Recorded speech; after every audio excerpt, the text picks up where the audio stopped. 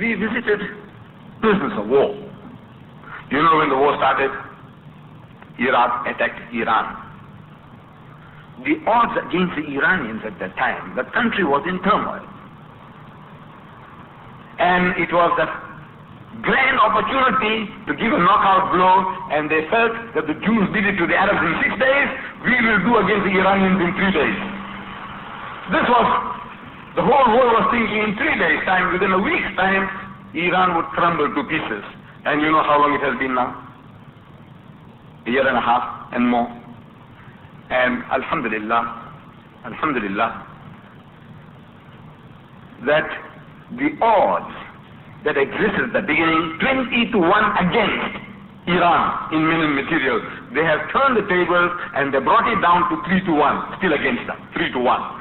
And while bringing it to that level, 3 to 1, they have been able to push them back. They recaptured Suzangard. We visited the place, battlefront. They recaptured Bostan. Alhamdulillah, they are doing a fine job. Allah Bari Ta'ala may give these people a little longer time to rectify the situation. Now, on the war front, you know, before going, Mr. Khalil Siddiqui, Dr. Khalil Siddiqui from the UK, he jokingly remarked when we were going, he says, man, you people got half a chance of becoming Shaheed. Half a chance. Because we were not really going to the battlefield. That would be full chance of becoming a Shaheed. We were going to the battlefront, so half a chance. It was a joke. But it nearly came to fulfillment. Now let me tell you something about, you know, visiting in Tehran. We visited war wounded. But among these war wounded that we visited, we don't find anybody bewailing his plight. A man, both his legs amputated, cut off.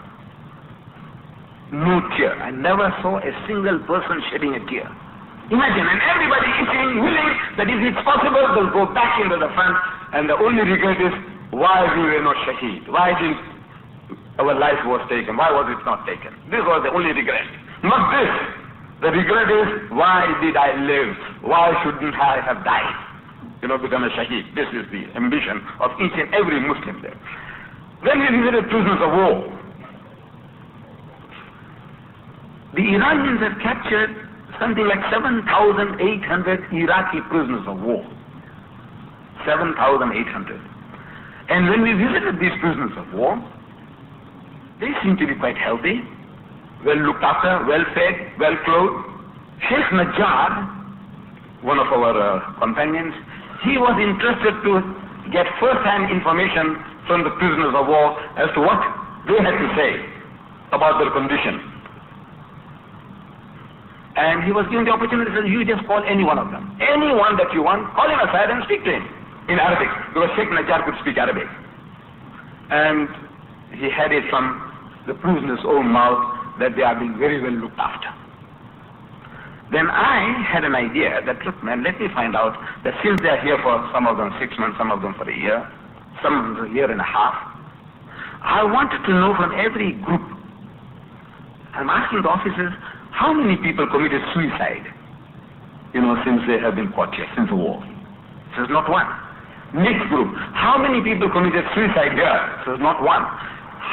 Not one person committed suicide among the prisoners of war. Whereas, in our civilized country, South Africa, 46 guys committed suicide in the prisons. In prison here, well looked after, well fed, well clothed, climatically we are in fantastic condition. 46 guys have committed suicide so far. Now this tells you, it tells you that if a people were being persecuted, ill-treated, man must find easy way out of this life, and suicide. No suicide among the 7,800 prisoners of war.